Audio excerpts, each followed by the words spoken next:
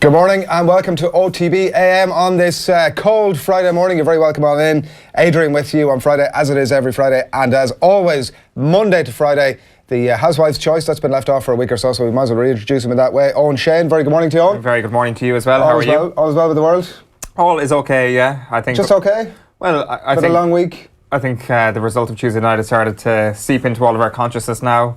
And we're all, because it's a fairly quiet Friday morning, let's not make any mistake about that in terms of stuff that's actually developing now, and we're starting to think this is going to be like all the build up to the World Cup next year. There is going to be no sort of sense of excitement, there's going to be no stories developing, no good old Roy Keane quotes to keep us going. I think we'll get back on some sort of a bandwagon soon. Like, it's not going to be an Irish bandwagon. I'm sure Roy will be involved in the coverage, so there'll be plenty of opportunity for us to pour over things that Roy Keane said during the World Cup. I also think the dynamic of the game on Tuesday night meant that actually it was done. It helped that it was done so early in the match. Like, we weren't leaving the game at 90 minutes and then having to sort of wander and plunder ourselves into a long week of self-flagellation about not going to the World Cup. It was pretty clear pretty early in the game that we weren't going. Well, it's like 45 minutes of a difference. Yeah. No, but actually, I understand what you're saying, but at the same time, there is a context to it that means that you haven't been hyped up over the entire 90 minutes, hoping that if we could just get a goal, this one, however freakish moment that we might be able to get, that will send us to the World Cup. Like, you're already thinking, as the game is unfolding, this is done. So I think it helps make peace a little bit earlier. Yeah, Gary Neville, of course, joining the TV coverage with ITV next year as well. So that, as you say, that could add another different layer to the Roy Keane video clips. It's ridiculous to think that the World Cup is going to come and we're going to be disinterested spectators that it's here's this World Cup. But I mean, we're not part of it, so we're not going to fully invest in it. That's not what I'm saying. I mean, the build up to the World Cup. I mean, those quiet May afternoons when Manchester City are already Premier League champions and we're waiting, you know, we're saying, oh, Shane Duffy's carrying a bit of a knock into Brighton's pointless clash with West Brom at the weekend. Whereas we don't care if Shane Duffy is carrying a knock into Brighton's pointless. We still do. I mean, we've Premier League Live on Today FM and we've, you know, Premier League commentary on Off the Ball on a Sunday, so there's a reason to... Oh no, don't worry, I'll be doing a U-turn on that to hype up those rights that we have, but from now it's okay to say that they're crap games. It's a huge weekend of sport and we want to hear from you as well if what you're going to be getting up to this weekend in terms of sport. We do have a prize for the best commenter question over the next hour and 15 minutes or thereabouts. If you're on your commute on the way into work this morning, let us know what you're most looking forward to over the weekend. We've literally just discovered about 30 seconds before it came on air, because Eoin rightly pointed out it's actually a bit of an epic weekend of sport. It's going to be amazing. My alarm is set to go off at around 8:30 tomorrow morning. Get up, watch the international rules, get a bit of breakfast after that, then it's the North London Derby, of course. Then you're thinking to yourself, the 3 o'clock Premier League games aren't that good. Well, you've got England versus Australia in the rugby. It's no England-Argentina this week, which was a pretty dour affair. England-Australia surely is not going to disappoint. Then, of course, you've got Ireland-Fiji at 5:30. If you don't really rate the Fijians, Manchester United-Newcastle may tickle your fancy. And then tomorrow evening, you've got Carl Frampton back in the ring, Jamie Conlon as well, fighting on the undercard. So it's a great day of sport. You can go 12 hours, essentially, of wall-to-wall sport. Yeah, what's not to look forward to. So do let us know. Our best commenter question over the next while is going to win a nice little prize, which you'll know you about very shortly. Right, coming up over the next hour and a little bit, we're going to get into the back pages of the newspapers very shortly. See our cool new graphic over here the other way. Ray Parlour, he's been in studio this week and Owen's been chatting to him. So yet another ginger in the studio. We'll see how that goes in about 15-20 minutes or thereabouts. What's inside the back page as well, a couple of stories of interest today, including some comments from Ronan Regara in his Irish Examiner piece. As always, a very interesting slot this Friday. Kevin Kilbane is going to join us live on the line. Where will Kevin Kilbane be? That is the question this time. It was this day last week that he joined us from Frankfurt am Main Airport. And he was tired and emotional, I think it's fair enough to say. You can check back on our Facebook feed to have a look at that one. We're going to hear from Ultan, Dillane, and also the one thing that you've been waiting for the entire week, the Barryometer. This week, it's a Dear John letter to a bunch of countries that we once had pretty good relations with, and over the last week they've really let us down in fairly significant ways. So that's the Barryometer. That's going to be with you just before we leave you at 9 o'clock. So just to give you a bit of a flavour of what's happening in the world of sport this morning, Rhys Ruddock has been named as the Ireland captain to take on Fiji in the second of the Guinness November Series at the Aviva Stadium tomorrow. We're going to be there, by the way, and we'll be broadcasting all across the Off the Ball social channels. We're going to have Stuart Lancaster there, Fiona Steed is going to be there, Stephen Ferris is going to be there, there's going to be a whole range of other musicians and actors and all sorts of stuff as well. So that'll be great build-up and half-time and full-time as well. from that Fiji game from the Aviva Fans Studio. Owen, I know, had failed to mention it in his big highlights of the weekend, but I know he'll be tuning our way tomorrow afternoon. Fans Studio on the phone, England versus Australia on the TV. We'll see which way my gaze is looking after a while. Second screening. Paul Dunne is tied 4th, by the way, heading into day 2 of the DP World Championship in Dubai. He's 5 under par and 2 behind the leader Patrick Reed. Ireland international rules manager Joe Kernan, he says he's going to get the measuring tape out because he fears that the pitch in Perth ahead of the second and final test against the Aussies is a little bit too narrow, and he feels that maybe there's a little bit of trickery at play from the Aussies there. Ireland have a 10-point deficit, of course, to overturn from week 1. That's in the international rules. There's an interesting story from the NBA overnight on as well. Yeah, just a couple of. If you're waking up the same time as ourselves, you might not have caught at your 4 fix. a.m. Yeah. Exactly, your fix of American sport overnight. The big story overnight, of course, was that Boston Celtics were going up against Golden State Warriors, and it's a game that we would have looked at with great interest if Boston had won the game, which they only went and did win. So they won 92-88 last night. They've made it 14 wins on the trot, and against the so-called best team in basketball, Boston are on record the best team on basketball. It's remarkable, really, given that they lost Gordon Hayward. I think we all saw that horrific injury on the opening night of the season. They've survived without him, won 14 on the bounce, and as I say, are the best team in the NBA right now. The big story, though, from that was Jaylen Brown, one of the outstanding Boston players so far this season, was outstanding last night. I think 22 points, brilliant on the defensive end. His best friend died just before the game tipped off. He learned about that just before going on the court. It's not the first time a Boston Celtic has done this in the last 12 months to put in a performance of such magnitude after losing somebody very, very close to them. Of course, Isaiah Thomas did it ahead of the playoffs last season. So it was a tragic story, but it just shows the heart involved in this Boston team and the Brad Stevens culture. So they win 92-88 last night. 14 on the trot is the big story. We'll be following that over the next couple of weeks because there's a lot of Celtics fans here in Ireland, of course. The other big US story overnight was Thursday Night Football. Steelers absolutely blowing out the Titans, 40 points to 17. I mentioned Big Ben Roethlisberger on the show yesterday because he was on the back of the Racing Post. Of course, nobody cares about my fantasy football team, but last week I started him and it essentially lost my number 1 seed. Last night I benched him and he scored like 28 points, so he could do further damage to me as a result. But of course, the key point about all of this, and I repeat, is that nobody cares about my fantasy football team. I was going to reiterate that point there on before you got straight into me. Keeper comments coming in. We've had some interesting stuff there. The other big thing that happened overnight was Ruby Walsh set the internet alight with his comments. There was the show on RTE last night about the greatest moment of the 1990s, and Ruby Walsh really feels very strongly that Ray Houghton's goal, Ireland beating Italy, the experience of World Cup 94 really shouldn't have even been considered as one of those moments. Now, if, like me, you feel that's kind of ridiculous, do get in touch and let us know, or if you agree with Ruby.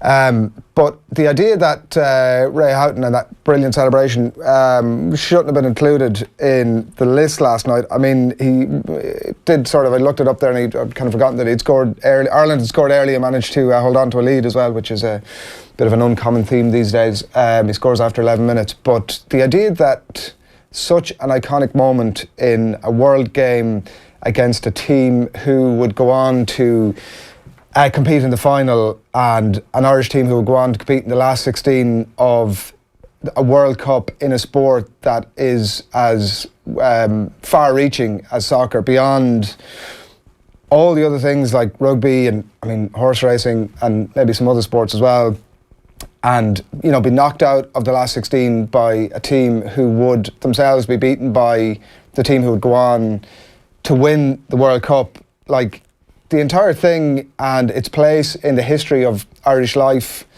Irish sport, to suggest that it's as one-dimensional as, well, we only beat one team and we didn't win the World Cup, so it shouldn't be included as a great moment of the 90s, or that you hang success only on the fact that it would only have deserved to have been included. And even then, you know, maybe a horse winning a race that 9 other competitors might have won in one-off race might have usurped it. But the idea that success is really only hung around the idea that you can win the World Cup is just utterly ridiculous.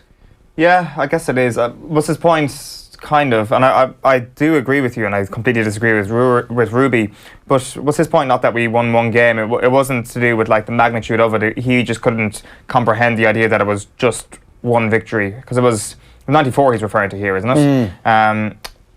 like if you gave me these quotes and you said these are quotes coming from a mystery sports person, who do you think it is? I would naturally pick one of Ireland's racing elite, probably Ruby Walsh, maybe Aidan O'Brien, somebody who prides on coming first. Not only just prides coming first, but that's the only way your success is gauged, because of the sheer volume of top class races there are, and of course the culture of winning that there is in Irish national hunt racing and in Irish flat racing. So that's just his worldview in sport, is that if you're not first, you're last. And I think that kind of helps him to misunderstand what this actually means. But at the same time, and I think you were making this point outside, like, how can you be that one-dimensional that you can't actually kind of posture yourself in a different way and look at it from a different perspective and just appreciate the insane scenes in Giant Stadium, that this is an incredible sporting moment. Like, because it's not Ireland's greatest sporting success. Some would argue it was a hugely successful moment. The programme is not about achievements, it's not about success. The entire point of the show, as I understand it, and I admit I didn't see it last night, I have seen the clip, as I understand it, it's about a moment, right? So the moment is, I think the whole point about creating a show built around a moment is that you get to shape that moment into whatever significance it can be. But it's clearly not success. It's not, the entire thing is not success. But even at that, I would consider Ireland's participation at the World Cup in '94 as a successful thing. It could have been more successful, but like, that was a pretty successful thing. Yeah, because we had the argument last week. Was it Ted Walsh, I think? I know. Like, there's a theme developing here, and it's not a coincidence. As I say, the racing thing, it is important to remember where they're coming from, that if you're not first, you're last. That is a huge thing. I kind of think it's, I take your point, but I do think that if you're so insular that you can't see beyond your own sport and the fact that success is either winning a race or not. Yeah, but the point I was trying to make there is Ted Walsh was making the comparison between the football team and the rugby team, and that the rugby team winning the Grand Slam is a greater achievement than what Ireland have done in either Italia 90 or USA 94. And like, that certainly carries a bit more weight. A bit of weight, but also then you can say that rugby is an elitist enough sport that's played amongst, at that kind of a level.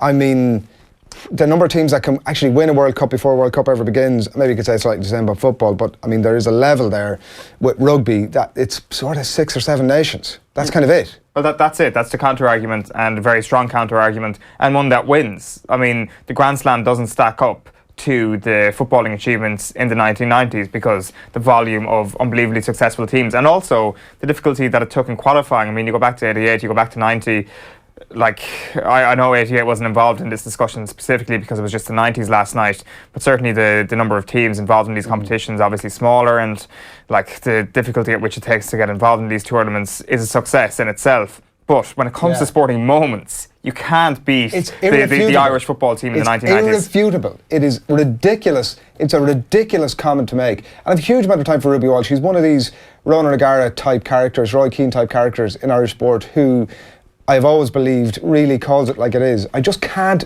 fathom the logic of, if you don't want to vote for it as your number one, that's totally legit. That's absolutely fine, make your case for it. But the idea that it shouldn't be included as one of Ireland's great sporting moments of the 90s is just utterly ridiculous.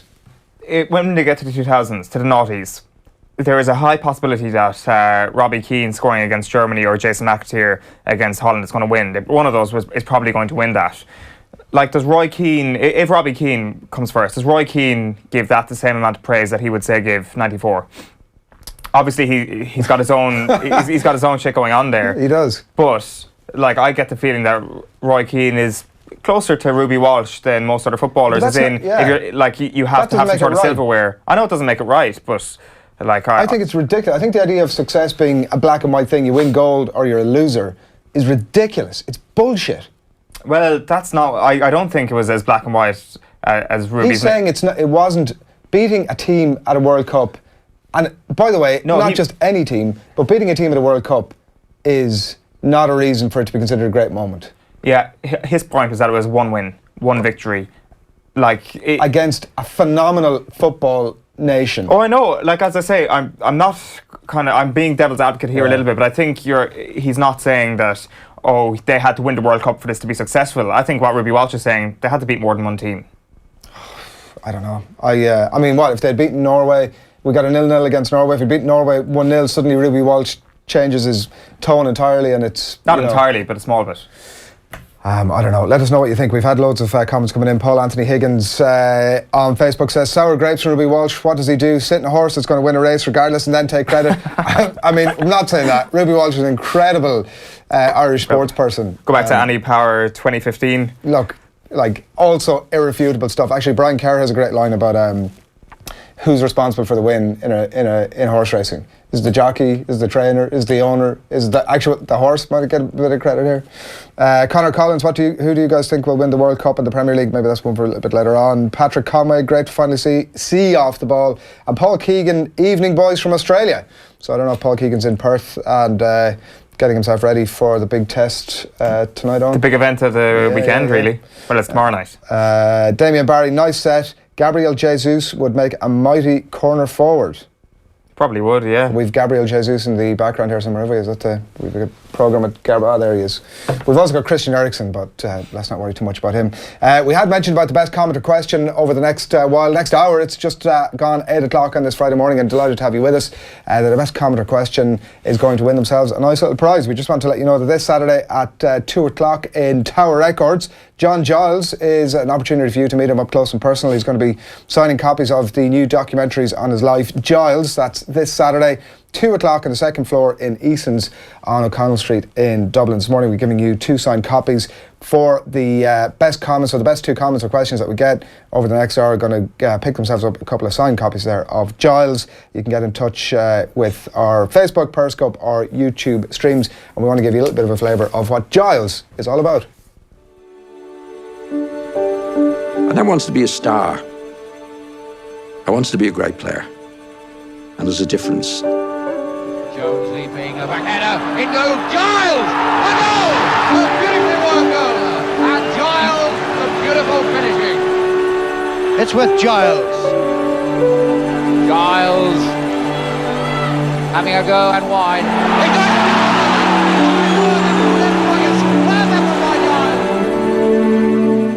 I knew early on that I had a gift to play football, control the ball and pass the ball. I had a second gift to realise I had a first gift. I've known a lot of players who were gifted, but never realised and appreciated the gift they had. So didn't make the most of it. And it's the making the most of it is the important thing. That's the satisfaction that you can live with for the rest of your life.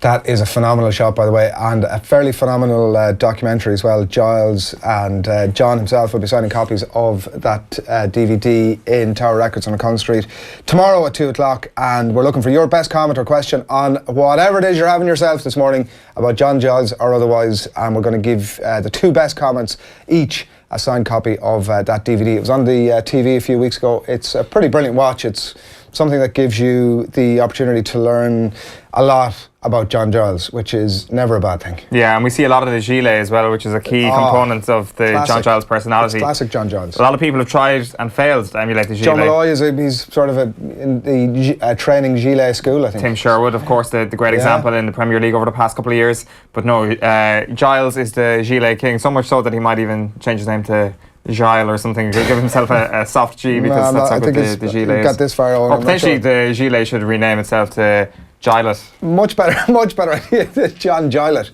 Right, let's let you know what's happening across the back pages this morning. You're going to kick us off with a flavour of the Irish Independent. Yeah, let's have a look at the back page of the Irish Independent. It's a picture of Joey Carberry. He gets his chance to shine. He's pictured there at Carton House yesterday after yesterday's team announcement. He starts his first test for Ireland on home soil against Fiji on Saturday. Sinead, I'd take a win of any kind against Fiji, writes Rory O'Connor, while the Find Kernan predicts remarkable series turnaround. He says, I was never more positive in my life. Regarding tomorrow's second test against Australia in Perth. Last time that he was really positive. Yeah, I guess so.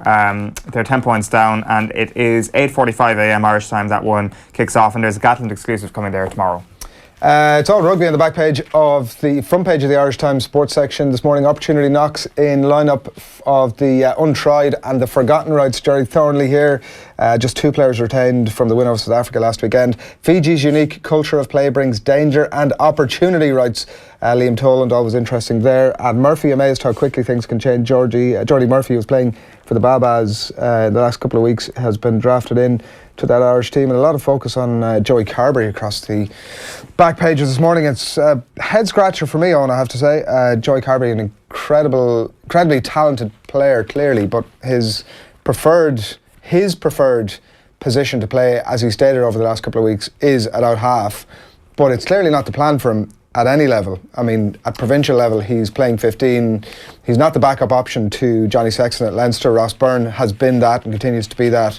I mean, I don't know that if there's a central conversation taking place here about where Joey Carberry is going to sit over the next number of years, and people are deciding that actually the Johnny Sexton isn't going anywhere quickly, so 15 is your place. But then to be throwing him in at 10, like he's played, is it 6 minutes he played against South Africa last week, and that's kind of it for the season? Yeah, I'm not sure is that actually the case, because you've obviously had Rob Kearney being injured early in the season, so they see some sort of potential in Carberry at 15. They've had crucial Champions Cup ties that they needed to win.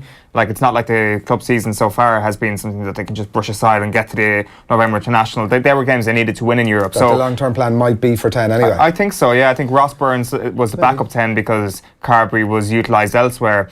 It's not just Carberry himself who's said he wants to play at 10. There's a lot of people like Alan Quinlan who said that his future is at number 10. My question, though, is how is he going to get that vital test experience? Like, he'll get Fiji tomorrow, but how will he get the real pressure cooker of even a Champions Cup tie at 10? It doesn't matter what happens against Fiji tomorrow, really, right? From his point of view. Like, he goes out and has an absolute stormer. It doesn't really make any difference. Johnny Sexton's going to be back in the next day. Like, actually, if you sit back, and as a Leinster supporter, it troubles me in a way to say this, but if you sit back and look at the grand scheme of things and look at the state of the provinces and maybe another high-profile Irish province in the country that maybe doesn't have the quality 10 that maybe they need and the opportunity that exists there.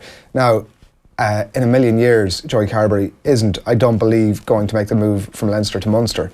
But there's an opportunity there waiting for him to get frontline rugby in a position that it seems, on the basis of his selection against Fiji, the RFU actually believe that maybe that is partly where his long-term future lies. And who will be his half-back partner at Munster? Joey gets a nod as well, is the back page of the Irish Daily Mail, still in the rugby. Schmidt hands number 10 shirt to Carberry for a Viva test against Fiji. You've also got a picture there of O'Shea in the water in Perth. O'Shea is making waves in Australia, reads the headline.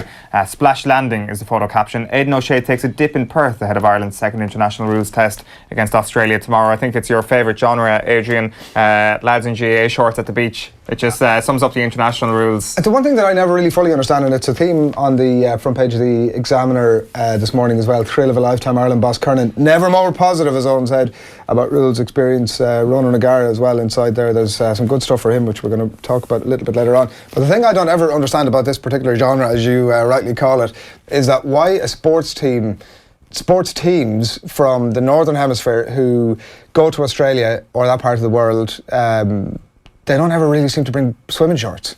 Like, whether it's the Lions jumping into their Lions shorts or it's GA players jumping into the GA shorts, lads, like, throw in the old Speedos or whatever you're having yourself. No, I think it's pretty clear. Aidan O'Shea is wearing swimming shorts here. Aidan O'Shea is the one exception, but like, we've got a selection of players here, Shane Walsh and others, on the front page, and they are clearly in the O'Neills here, Owen, I'll point out. Maybe he's the one exception. He's well planned. Yeah, absolutely. He is, of course, on the back of the Times.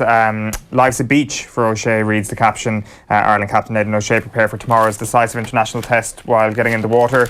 The big story, though, on the back of the Times Ireland edition is 3 jump jockeys fail drugs test. Now, these are unnamed jockeys. 2 of them are amateurs. One of them is, apparently, according to Johnny Ward's exclusive here, has won a high-profile race in Ireland. They could all be set for a 2-year ban. The drugs are not performance-enhancing, so it seems they're recreational, and there's no date set yet for the hearing. Just in terms of like what clues you might get here, Johnny Ward's information that he points out in the piece, he kind of talks about this idea that if you're not one of the top jockeys, you're living off scraps that the top jockeys leave behind, and potentially that could leave you into kind of use of recreational drugs.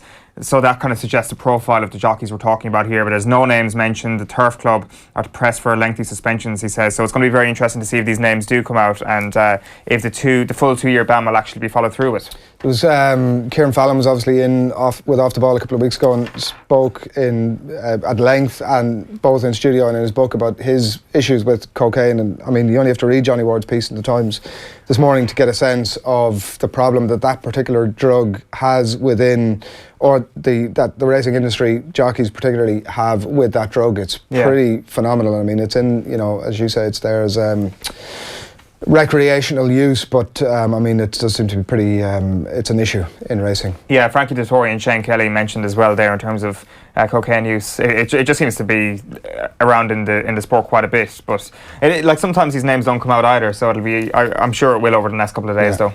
Back page of the Irish Daily Star this morning, reunited, Jose lines up Luiz swoop is the scoop here in the back from David Woods. It's an exclusive, it says here. David Luiz could be set for a reunion with Jose Mourinho. The 30-year-old obviously has fallen out with his Chelsea manager Antonio Conte. I'm not sure how United fans feel about this, but I'm definitely interested to hear from you this morning. If you've got a take on this, do let us know. I mean, it does feel to be a bit of a head scratcher to me, I have to say. David Luiz, who, if Jose Mourinho maybe can get last season's form out of David Luiz, and I mean, that's an attractive prospect, but by and large he's been a player that has been an easy one, I guess, to poke fun at the various clubs that he's been at. He was running out of town with Chelsea, and they're also talking about, like, the other thing is here, 38 million quid on David Luiz. I mean, that might be money they could spend elsewhere. No, it's not. David Luiz is worth every penny of 38 million. Go on. He's an outstanding player. He is based on last season, really. Not really, to be honest. I mean, like, he was Chelsea would have hung on to him. They wouldn't let him go to PSG previously if this was a guy who was, who was going to be a fulcrum of their defence. He's an incredibly easy target because he's not Gary Cahill, because he's not this perceived teak tough Premier League defender who will clatter a striker out of it if he dares to run rings around him. He's a ball-playing defender, and he showed what is possible in a football team if you place two Gary Cahills, or a Gary Cahill one side, Cesar Azpilicueta the other side of him. What is possible with a back three when you have a man who is good at playing football, as David Luiz is, in the middle of your back three? I just find this. Does a football-playing central defender work for Jose Mourinho? How does he fit into the United system? He's 30, they're going to pay 38 million quid for him. He hasn't got a litany of... He hasn't. His entire career has not been populated by by award-winning, personal award-winning performances from David Luiz. That hasn't been his track record. Like, I don't know. I think 38 million is too much. I think that Chelsea have got rid of him once. They're about to get rid of him again. Maybe Mourinho is this guy that he works his magic on him, and he brings last season's David Luiz out of him, and he gets 4 seasons out of him at that level. But 38 million would mean he's cheaper than Gylfi Sigurdsson. 38 million is a good, reasonable price to pay for David Luiz. Gylfi Sigurdsson, the benchmark is... The question, though, is does he fit in with Jose? And that's a different conversation altogether, because I don't think he's great in the back four, but... Like, do you play him beside Nemanja Matic as two holding midfielders? That could be a very exciting proposition. Mourinho staying put, by the way, is the other story from Jeremy Cross in the Irish Daily Star this morning, that there had been links between Jose himself, obviously, and PSG, but according to Jeremy Cross this morning, he is staying. Quick look at the back of the Irish Sun. It says fear and loathing in North London. Wenger says Spurs scared until trophy glory. Of course, he's making the point that Spurs have won nothing, he says, since Pochettino has taken care of the club. Arsenal have won 2 trophies in that time, although St Tottenham's Day didn't occur this year. We'll actually be chatting about that with Ray Parlour in just a moment. And on the back of the Mirror, it says yours for £70 million. Another big transfer story today regarding Virgil van Dijk. Saints admit Van Dijk could be sold in January on the Klopp returns from his sickbed. The Herald Sport pullout, no regrets, but glad to be back. Danny Sutcliffe is back in the Dublin hurling fold. He left to go travelling to New York a couple of years ago. Danny Sutcliffe's only 25 was the one thing that I was kind of shocked to read this morning, but work commitments and his visa running out essentially in the US means that he's back here. Pat Gilroy's been on the phone to him. He's going to get back in with the Dublin hurlers. So that's Conor McKeown writing there in the Herald, and you can read Brent Pope, John Giles and more inside. Yeah, that's going to be a very interesting proposition next year, the Dublin hurlers. Definitely the one to watch when it gets to these big 2018 year previews. Yeah. No pressure or anything. No pressure, and they've obviously confirmed a pretty interesting backroom team as well during the week. On the front page of the Telegraph pull-out this morning, it's Bully Boys. Czechia accuses England of targeting his halfbacks with late tackles. And, I mean, we can see all that happening there. But it is fairly typical Michael Cheika stuff in the week of a game, saying to the referee, essentially, by the way, make sure these guys, they're not playing within the rules, ref, just so you know it, and get that message out nice and early. Absolutely. We'll have a look a bit more into the English front pages, or the sports sections anyway, later on. Some very interesting stuff inside the Telegraph, actually, which we'll put to Kevin Kilbane later on when he's previewing the North London Derby and indeed Manchester City Leicester. Good, very, very good insight into John Stones there. Yeah, good stuff. All right, keep your comments and questions coming in. As we said a bit earlier, we do have some prizes for you this morning, a couple of signed copies of Giles, the DVD, so keep those coming in and we'll pick a couple of winners before we leave you at 9 o'clock. It's 8:15 and you're welcome on into OTB AM. It's Adrian and Owen with you this morning. Keep your comments and questions coming in on hashtag OTB AM. Leave a Facebook comment or a YouTube comment, although those two YouTube comments do tend to get a little bit out of hand, so be careful as you go there. We are going to be talking to Ray Parlour shortly, and as Owen said, we're going to be talking to Kevin Kilbane as well. But before all of that, we're going to bring you a snippet from an interview that we are releasing across offtheball.com a little bit later on today. It's Shane Stapleton, Off the Ball, Shane Stapleton, and John Leonard, who's the former Dublin goalkeeper and author of the brilliant Dub Sub Confidential book, which was released a couple of years back and well worth checking out. It's off the back of the blog that John wrote about Tom Humphries and his sentencing last month. It's titled Dealing with the Paedophiles. Here's a flavour of John's conversation with Shane when he came into the studio this week.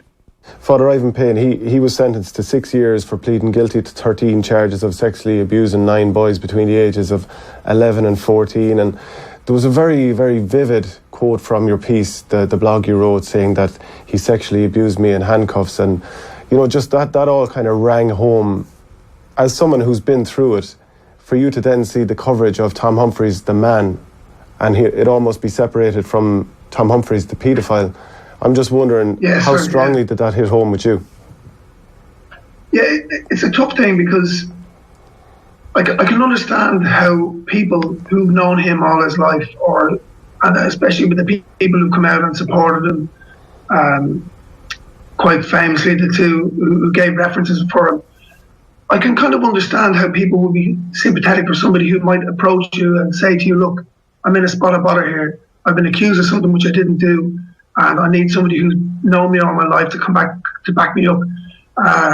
Can you do it for me? And I can appreciate that people would stand up for it. But the reality is that it was a kind of open shut case for Humphries. There was a lot of proof against what he'd done. And he's a paedophile. You know, he's not. I know in Donald O'Cusick's statement, he said something about a man who was in a dark place. He was helping a human who was in a dark place. He wouldn't have been in a dark place if he hadn't been a paedophile and hadn't sexually attacked a young girl. And it's difficult then when you're. And this is kind of when I came out about being abused 20-something years ago. There is a weight of fear, and I was going up against not only Ivan Payne but against the Catholic Church, because they've been moving paedophile priests all over the country, and I've since learned out of the countries into other countries. And when you're coming up against that kind of a behemoth of an industry, and it's an incredibly intimidating thing to come up against. And for this girl and her family who've been put through the absolute ringer, for them to have to read articles from the same, in a similar way, where this industry and it's not a malicious way, it's a kind of an ignorant way of looking after one of their own. It's ignorance. And in some ways it might be. You used the term cognitive dissonance, where people are trying to tally the person they knew versus the crimes that he committed, and the fact that they had such great time for this person, and how on earth can you then condemn this person that you knew to be a certain way and such a talented writer? This is the difficult thing with paedophilia and paedophiles in general, because they get into these positions of power. They will be in normal circumstances men who are wealthy or have got a lot of backing and status and that kind of thing. And so the people they know, the other people who respect them, other men, other women, whoever it is, they will know them as a certain role and a certain type. And when it comes out that they've been actually sexually abusing or whatever it is they've been doing, it doesn't register with the people who've known them. So you just kind of say, well, it can't be true. And this is the person I know. It's not this person. But the reality is that, like, the paedophiles are the sneakiest of criminals. They're the sickest, and they work that trust to their advantage all the time. And for me to read all the accolades, I mean, I don't go back and say that I when I was a kid it was this, that, and the other for me. Now I remember what it was like. I go through the court case in my head when I'm even sitting talking to you now. But I don't.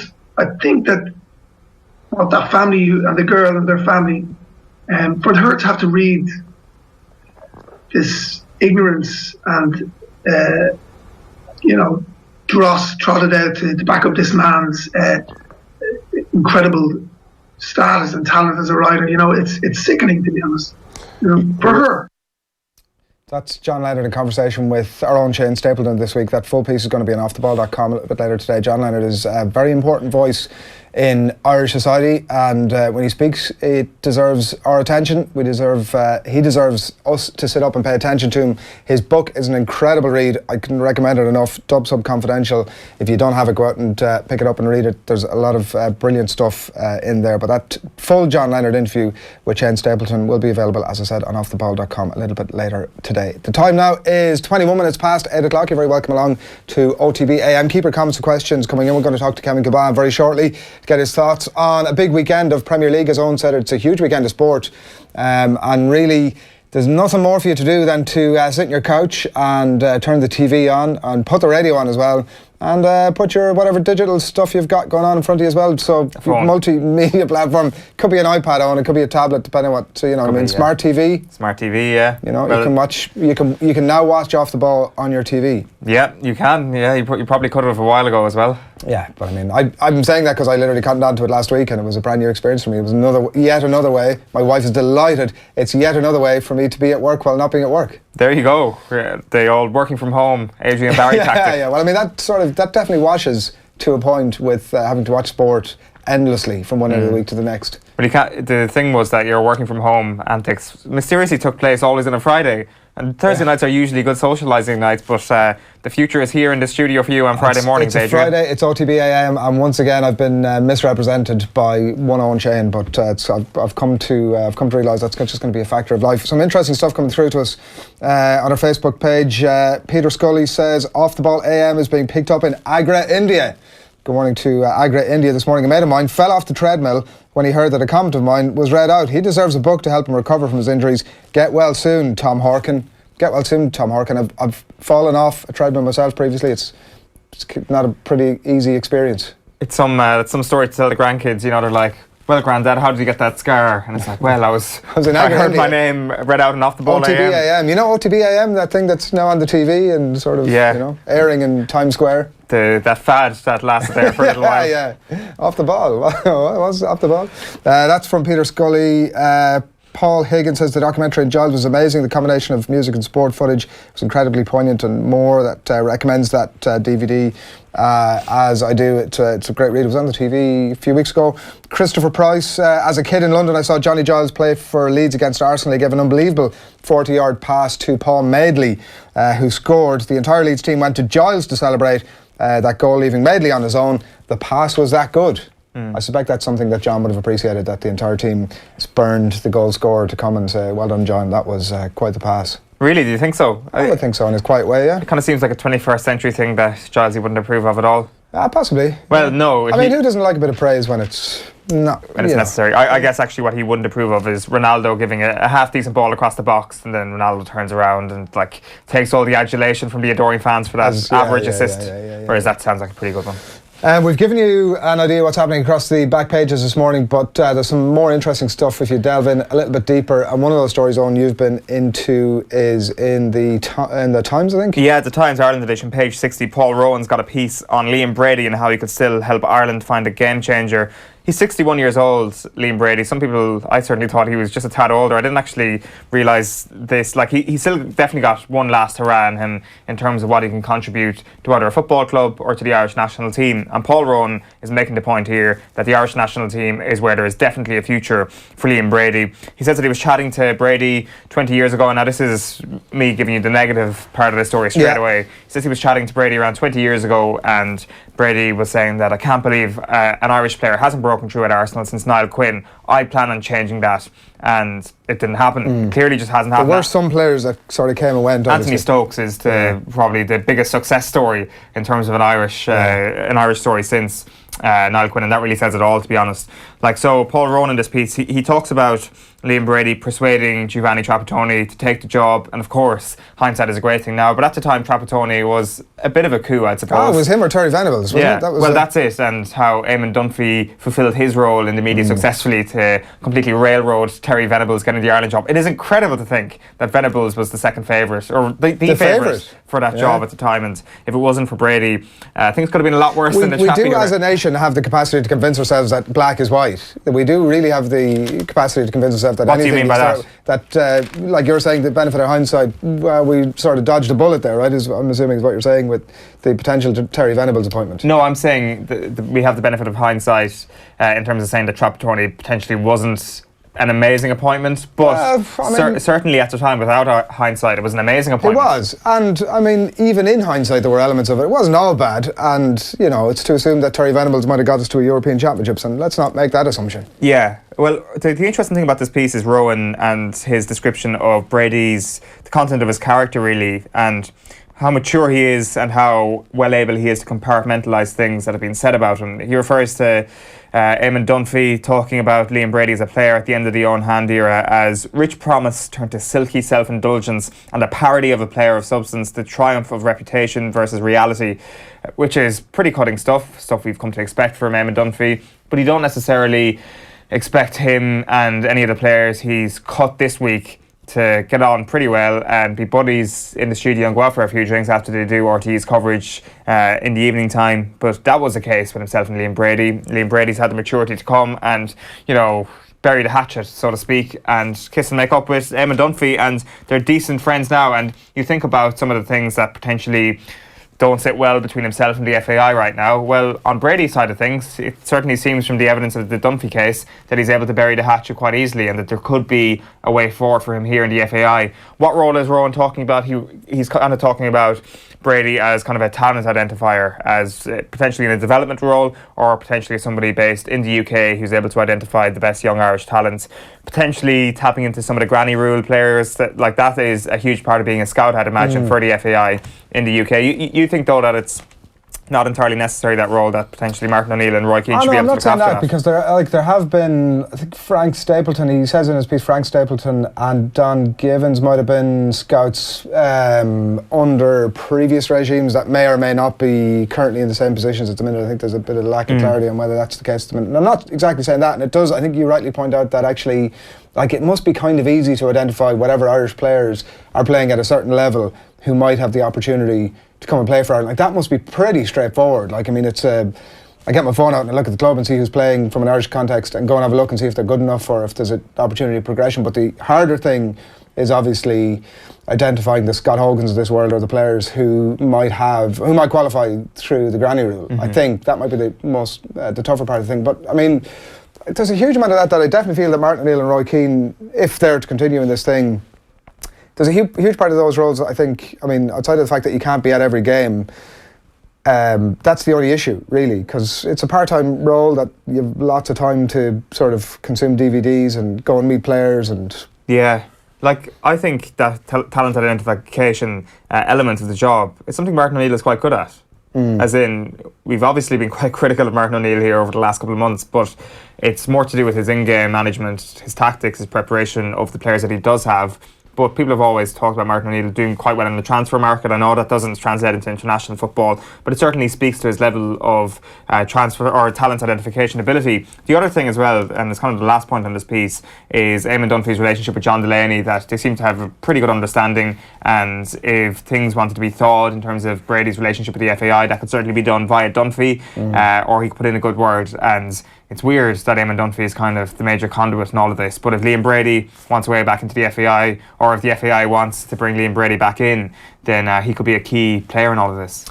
If only, Owen, we had a 110 times capped former Republic of Ireland international on the line that we could maybe get his take on. Kevin Kilbane, come on in. Good morning, lads. How you doing? You've you've taken the Mayo jersey off, is the positive point number one. You've also moved I think you were in the kitchen the last time you were with us. Yeah, well, Tommy. What part of the mansion have you moved on to?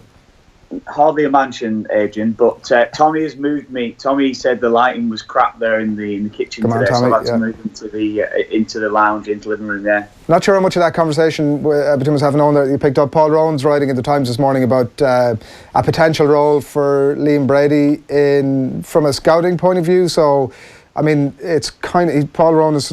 I feel that it's a little bit unclear in terms of where he feels that position might be. Whether it's we've just been discussing whether it's identifying Irish players that we know of who are playing at English clubs, or actually whether it's identifying players through the granny rule. When you came through, you obviously came through the underage grades, and it was a stated aim of yours that you were going to play for the Republic of Ireland. But what sort of interaction would you have had at scouts at that level? Was it you pushing forward to come in, or was there somebody reaching out to you?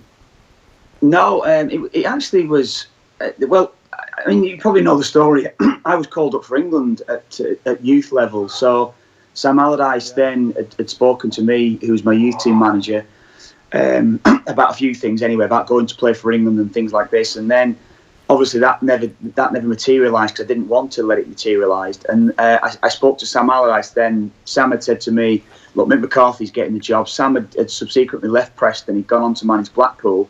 And he gave me a call and he said, look, I've had a chat with Mick McCarthy. I've let him know that you want to go and play for him. It was Mick's first game then with the senior side against Russia. And I was then called up for the under-21s then for the Russia game up at Drogheda. That's how it came about for me. There's one or two people along the way have told me that I wouldn't have played for Ireland if people didn't pick up the phone. But basically, that was how it came about. There wasn't so much a scouting system in place then to go and identify the young talent. Yeah. The FAI do have that in place now. I know Brian says it himself. Brian said he used to go over on a Saturday morning, and wherever he was going to, say he was going to Tottenham or he was going to Aston Villa, wherever it would be, he'd always try and take in a youth team game around that area in the morning. He said invariably go and watch an under-18 game. He'd get a team sheet and he'd literally spot a name, whether it be, I don't know, whether the name was Murphy, whether it was Dillane, whatever it would be, and he'd see the name, and then hopefully he might be able to then think they've got Irish heritage. Basically, that was how it was. Maybe going back 15 years. Then there was something put in place where we did manage to get some sort of scouting network in place to try and identify these names, where players then would start to declare or start to make their availability be known further a lot earlier than that. Yeah, we're going to give you a shout back there, Kev, because your screen is just frozen. We can hear you in perfect surround sound. We have your picture back, I think. Yeah, like, I mean, it's because even that point about the surnames that you mentioned, I mean, in 2017, it's frequently Irish people aren't necessarily called Michael O'Reilly or Billy Maguire. Yeah. That there's another element to it that, maybe we could apply a bit more science to it. And actually, it strikes me even as you're talking. Go on, yeah. It has changed now. It has changed now. There is a scouting network in place where they identify players a lot earlier. So it's not necessarily that's how it was. I'm going back like 20 years here on this one. This is how it was. So it's a lot different during those times. I just think overall now we're at a stage where it's not about identifying talent across the water and try to get the granny rule in place.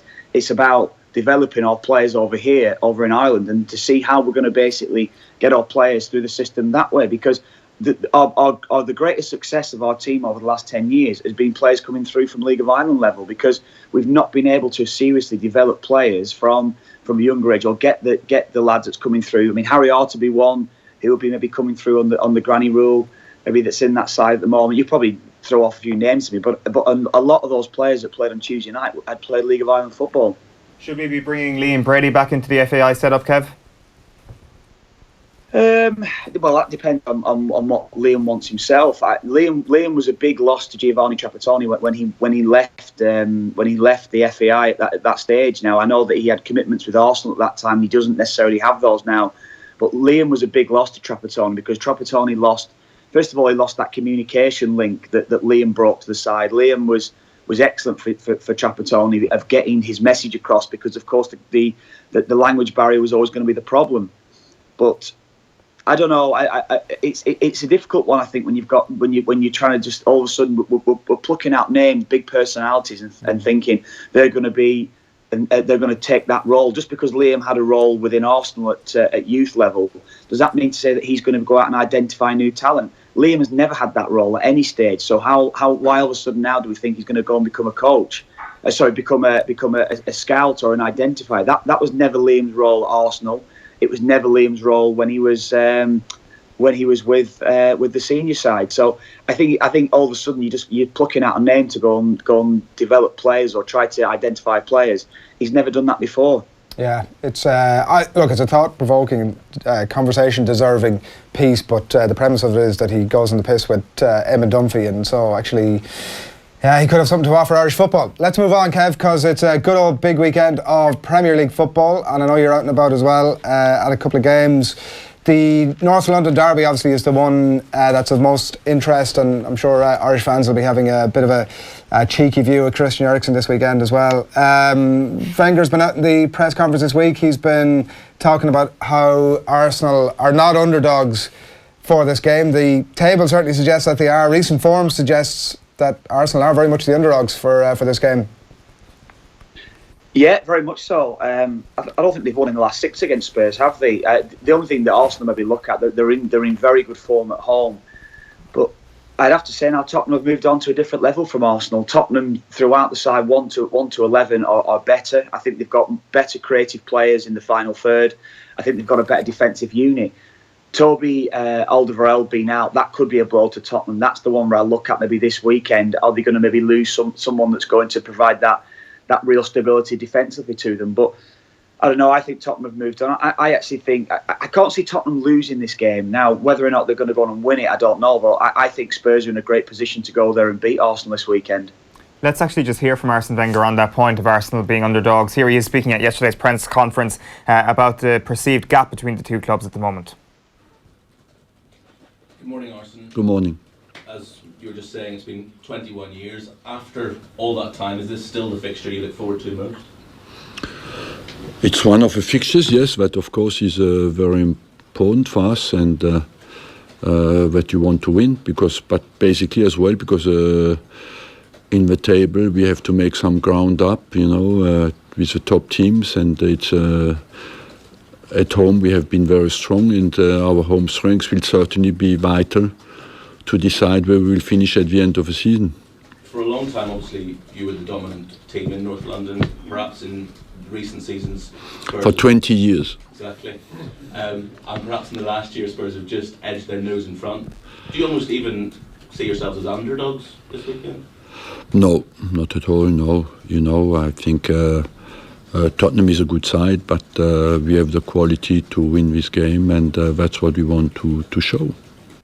Kev, Jonathan Wilson was writing yesterday in The Guardian about kind of the two identities of the club now and how Spurs have essentially become the club that Arsenal wanted to become. You look at all the wasted youth talent that Arsenal have, and there's a lot of truth in that, isn't there?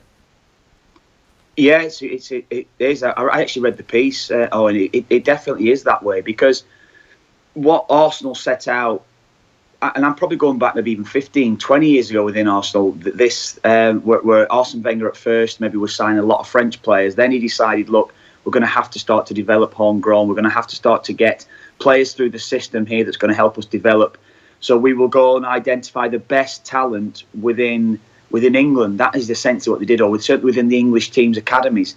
And I always felt, and there's something that I said it a long time ago, and that was when I was playing against Arsenal. The Arsenal players' attitude, I always felt it was always one of, I don't know, they always had that slight arrogance about them, and that started to manifest after a lot of players left the club. I think, a lot of those big players, the players after the record-breaking team from 2004 was that, I think it was, Owen. From then on, the players' attitude I always felt was wrong. It always was for me when I was playing against them. And I understand that sometimes, you're coming through with a certain, I don't know, I mean, I say arrogance, but it's a certain maybe confidence about you, certainly at youth level when they're coming through. They're being identified by Arsenal, so you understand that. But I always felt that the attitude throughout that club was wrong. I always felt that. And that set in from the manager. The manager set that in because he wanted players to go out and express themselves and go and be themselves when they get onto the pitch. And I felt that then was creeping in towards the club, and there was no discipline. I felt as though that they were such an ill-disciplined side. And Pochettino now, what he's doing at Tottenham, as you say, he's identifying the best talent, yet he's instilling a discipline within that club. You can see throughout, and that is why they have kicked on. They're going on to a different level ahead of Arsenal. Take on that point, Kev, will you, about Pochettino? Because, like, looking at it, he doesn't have an amazing record against the better teams in the Premier League. I think it's like 1 win in 16 against the top clubs in inverted commas. So that indicates some sort of are Tottenham employing some sort of a different approach against the better teams that they're not against some of the other teams, or 1 in 16 is a bit more than a quirk, obviously. What's your take on that? Because I mean that does give Wenger some plausibility about his comment that they're not actually underdogs. Well, they're always going to feel that they're not underdogs because they're at home. They're going to have to go and try and force the issue at some stage in the game. So it's a good point. I actually didn't know that. I didn't know that start agent, to be honest. I didn't know. Just doing a bit of research, Kev. You know what I mean? Well, I know you're not bad. You're not bad. I've got to say that. Who did that feed? Was that one of the lads? It's a team of people outside. Yeah, 10 people working overnight. Yeah, that's good. That's good. You can use that one on the BBC over the weekend if you wanted. All right, I will do. Thanks for that, Adrian. And honestly, I know you're there for me. I think I look at it. Say with Tottenham, you look at that Man United game the other week. It was such a tight game. Mourinho kind of shut up shop. Really, didn't want to give anything away, and then they always seem to have too much. That seems to be United against Spurs anyway, for whatever reason that is. I don't know.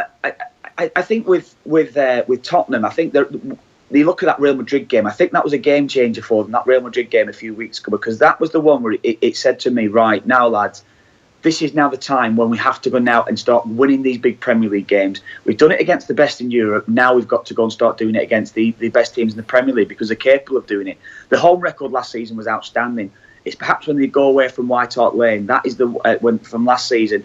Now we'll see how they got Wembley across the course of this year, but they've got to get it right when they're away from home, when they're in these big matches, and even if they're coming away with a draw and not necessarily getting beat, that's the one thing I suppose that they need to improve on. Yeah, of course. Yeah, that's the early game tomorrow. It's live on Premier League Live as well on todayfm.com, so do head along there and check it out. Liverpool-Southampton, Kev, is one of the other games we wanted to talk to you about, and Liverpool, as a good football man would say, have been in a good moment over the last while. I think it was 3 wins in a row for Liverpool.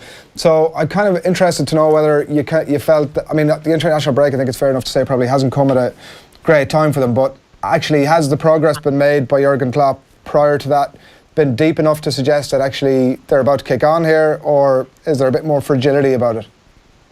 Well, the game against Southampton, we won't get those answers. We'll get the answers against the better sides, of course we will. They're going brilliantly at home. They've got this great home record now. I think it's 2 wins in 2 defeats, in the last 32. That's a bit of research for you there, Adrian, as well. But I just think I think they've got to sort that defensive issue and the goalkeeping issue, whatever it is. I know when we had Peter Schmeichel at the Roadshow a few weeks ago, he said that Simon Mignolet is a perfectly adequate goalkeeper, excellent goalkeeper. He feels as though the pressure that he's been put under by having a strong number 2 puts the pressure on him when he plays. I don't necessarily see that. I don't agree with that. I think that every player, now whether or not it's a different mentality as a player, you've got to maybe have that pure belief in a manager, where the manager is actually saying to you, look, you are my number 1 and that is it. I don't know, but you can't use that as an excuse that he's under pressure from a number 2 that he's not been producing. I've even before any goalkeeper's gone in there at Liverpool, I don't think he's played well enough. Defensively, they're too open. They don't have any pace as well to play the way that they play in an open way. So what is wrong with them? They look at the fullback situation. They've not got that right. With Nathaniel Klein, he's going to be out for another while now. Whether it's been Joe Gomez, whether it's been whoever's gone in at right back, they have struggled really for that consistency, and that's been the same at left back. So defensively, Liverpool do not look great. Going forward, they're as good as anyone in the Premier League. They're so good with Mane. It looks as though he'll be fit for this weekend. And then, of course, they've got all the other players that come in. Coutinho back in form. Whoever they've been playing up front, they're great. But defensively, no, they haven't improved, and they're not kicked on. And we won't find out tomorrow against Southampton. We're going to find out in a few weeks when they play against the better sides. Do you not buy that Alberto Moreno has come on leaps and bounds this season? Oh, he's been doing the rounds in the press this week. Sid Lowe was sitting down with him. I think it was published in today's paper. And it seems that he's got a lot more confidence. His game has clearly come on, although it couldn't have got a lot worse than last season. And you've got James Milner whenever he's playing now, playing in midfield. They signed Robertson, and he's not even getting his game. So he seems to be keeping players out of the team. And it seems to be the only bright spot in the Liverpool defence. No, I don't take it. Moreno's come on leaps and bounds. No, I don't. I really don't. I don't take that at all. I only need to look at some of the games early on this season where he was absolutely woeful defensively. Alberto Moreno's game's about going forward. That's why he's in the team. That's why Jurgen Klopp plays him. He wants to get him in a side where he can bomb forward and create chances. Defensively is where he looks poor. Positionally, he's poor. He doesn't get his body shape right. But simply because, Owen, that's not been worked on. He's not working on the defensive side of his game. He's in a side to try and go and press high when they don't have the ball. Then when they do have it, he's got to be the one that's providing width for the team. So I don't have his improved defensively. No, I don't take that. I just think maybe he's getting a run of games and playing consistently. We're seeing the same Alberto Moreno that we probably saw in the Brendan Rodgers. You mentioned position. Sorry, just to butt in there, you mentioned positioning there. Like, how important is that problem for Liverpool now? It seems to be huge because, like, you go back to that hammering against Spurs, and of course Dejan Lovren gets all the critics because he was the man in the middle and the ball kind of goes over his head in a perfect parabola on 2 occasions. But Joe Gomez is positionally all over the place for the first goal. Yeah. And you mentioned Moreno's. Like, I personally disagree with you on Moreno. I do think he's having a decent season, but you have mentioned positions, and I guess there's a point in that. Decent season from an attacking point of view. Yeah. You only need to look at some of those early games this season and look at him getting caught out, and I could probably point out to 4 or 5 goals that have directly been involved that come from Alberto Moreno's defensive woes this season. So, but it's more to do with you can't be having that. It's more to do with position problems rather than actual glaring mistakes. As I say, Moreno and Gomez potentially have contributed to what seem to be individual errors, but it actually goes deeper than that. Their positional awareness is quite poor. Is that fair to say?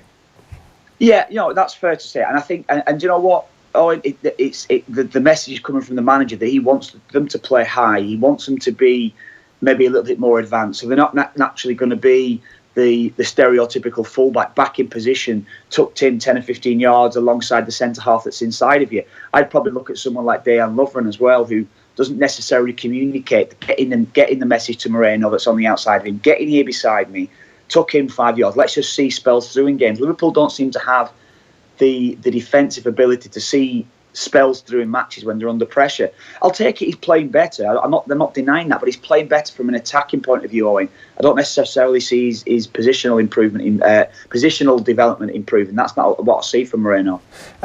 Just some of the other games to whiz through, Kevin. I know I think you're at United Newcastle tomorrow with Leicester City, 3 o'clock on Saturday. Leicester City v Man City. City just 2 points dropped in 11 games. Leicester in a bit of a better place, but maybe that means they just get beaten 3-1 rather than 5-0. West Brom Chelsea as well is one of the other interesting games. But Manchester United and Newcastle, the 5:30 game on Saturday. You're at that, I think, Kev. The break maybe came at a good time for United. Conversely, we spoke about Liverpool, but maybe a good time for United. Carrick, Fellaini, possibly Pogba, talk about Zlatan, all coming back.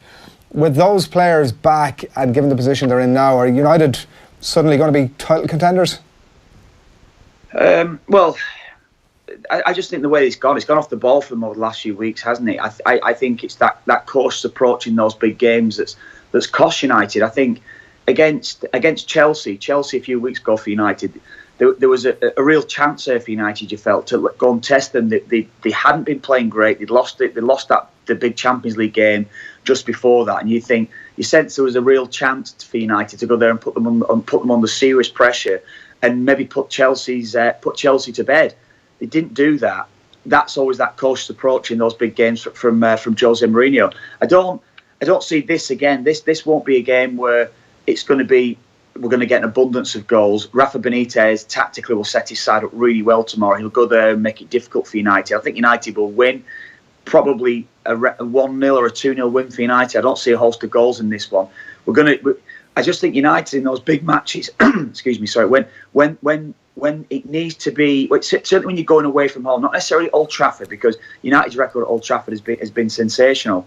It's when they get those big games away from home, and that's where they're losing those bigger ones, and that's where they've got to improve on, because I think when the side's there for the taking, Mourinho might need to go there and put a side under pressure and really go and get at them. Just one last point, and it's on Leicester-Manchester City. I'm not going to ask you who's going to win this game. Manchester City are probably going to win this game. But just on John Stones, like, he looked very, very good for England during the international break yet again. And I don't think we're not going to disagree on this one, that he has definitely come on leaps and bounds this season. But No, you're wrong. I'm just interested in kind of this perception of ball-playing defenders, because quite often, particularly in English football, you've got a ball-playing defender and it's like, oh, look at this pretty boy, he's weak, he's just a footballer, he can't get gritty when it really matters in the Premier League. Whereas John Stones has defied all that. His gym programme is clearly paying dividends since he started that at the start of the year, and suddenly now we've got this kind of creation of a ball-playing defender who can defend really well. If you look at John Stones at Everton, when he first broke into the side, when he first started to develop, John Stones was that type of defender where he would make these last-ditch challenges. He was incredibly brave. Since he's gone in at City, I think he's probably had to learn. He's had to learn a totally different role. I mean, you only took Guardiola last season when he said he loves John Stones for the reason that he's got balls. Anyone that plays in my defensive, or certainly if you're a central defender for me, has got to have balls, because you're going to get caught out of position. You're going to find yourself in positions that you don't necessarily think is natural to you as a centre half. That's what John Stones does. John Stones is very, very different in relation to a John Terry type figure.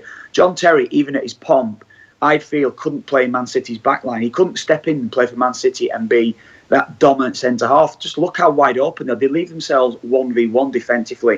They leave themselves 2v2. So you have to take a chance. He's so good on the ball. That is the one thing that he brings to you. And that's where most of Man City's attacks start with John Stones. That is what he's in the team to do. Not necessarily being that defender first. He's an attack-minded player first. But from the defensive side, his natural side has come back to him this season. We're seeing him making last-ditch challenge. We're seeing him being able to dictate from a defensive point of view, because his natural game was always there. He had a great relationship with Phil Jagielka at Everton. I think he learned a lot from Jagielka on the general defensive side. But he's not going to be in positions, Owen, to when he's playing for City, to be that natural defender. He's got to play a different role. A few comments in here, Kev, just before we wrap things up. Rory O'D on our Facebook page wants you to get a webcam, says he's getting motion sickness looking at you, which I can definitely understand some of that. And Lenny Clark wants to know, he figures that you're sitting there in your jocks, having just thrown a shirt on from the bedroom floor. That's okay too. Are there genuine comments? They are, yeah. Look up our Facebook page, Kev. I have no interest. I'm actually sat here in shorts. I'm not in my jocks now. Yeah. I've just got a t-shirt on. I have to say, I've not been up too long. No, you do look as if you've thrown yourself together. No, my call time this morning was meant to be for about 8:40, 8:45. So I got called in a little bit early this morning, so I had to get myself ready. Well, like a true professional, Kev, I'm sure you were up at sort of 6 o'clock preparing anyway. So that 5 minutes. No, I'd all been up yesterday, Adrian. At least you're sober today, Kev. That's really the main thing. I've never been anything but on air with you, Adrian. Come on. Kevin Kilbane, always a pleasure. We're going to speak to you over the weekend. Thanks a million. Cheers. And for taking that early call as well. Kevin Kilbane on the line there from Kevin Kilbane Towers, and always interesting to hear Kev's take on events in the Premier League over the weekend. Some comments into us here as well from Michael McCormick. It seems to be the Irish way. This was on the Ruby Walsh comments about the moment of the 90s from an Irish point of view. He says, we can't support two sports at every single level. It's one sport pitted against the next.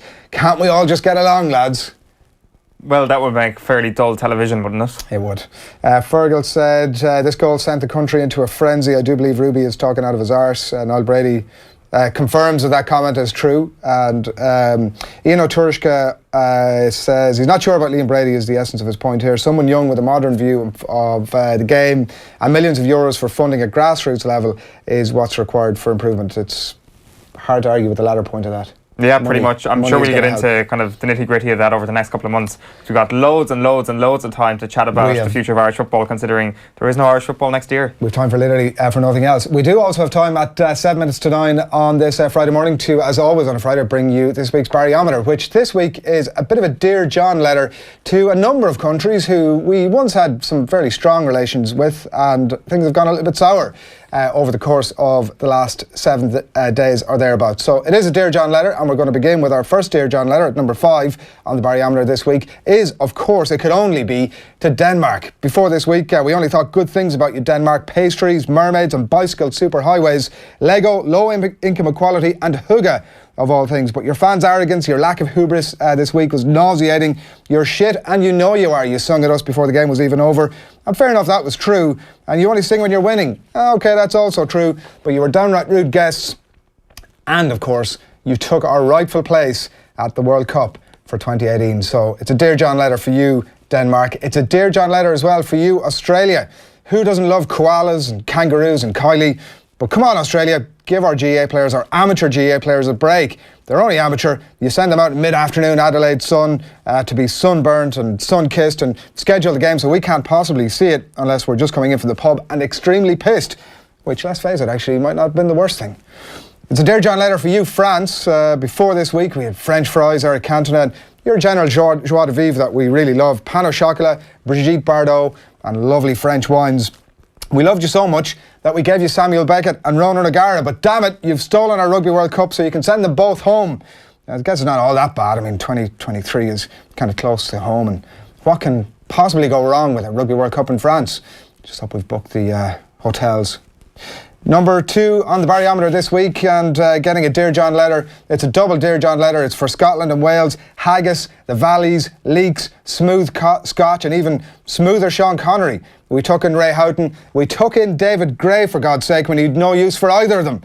We entertained the clearly crazy idea of the Nations Cup, and this is how you repay us, Scotland and Wales. That's David Gray, by the way. Look it up. You have to Google it. Owen did earlier on. It all makes sense. No more Mr. Nice Country from us. It's a Dear John letter for our Celtic cousins, Scotland and Wales. But our number 1 in the Barryometer this week, our number 1 Dear John letter is going to a country we previously had really good relationship with, but now we want to break up. It's ourselves. Yes, we need to break up with ourselves and enter a period of severe introspection, bin the tricolour, silence our own Levine and fold Michael D back up and storm away until we're in a much better place. It's been a terrible week. Owen, Dick Spring and myself are off to Winishbotham for the weekend to flagellate ourselves and to give some severe consideration to what we've done and what we failed to do over the last week, and hopefully we'll be back on Monday morning in time for Monday's OTB AM. That's this week's Barryometer. It's been a tough week for us all around here, and I think a serious sort of period of introspection, Owen, is probably what's called for over the next 7 days. I got up for the international rules stone cold sober. Thank you very much. And so thanks for tarring us all with the one brush. Enjoyed the hell out of it? Enjoyed the hell out of it, yeah. Excellent. I really thoroughly enjoyed the hell out of it, and tomorrow morning I'll enjoy the hell out of it once again.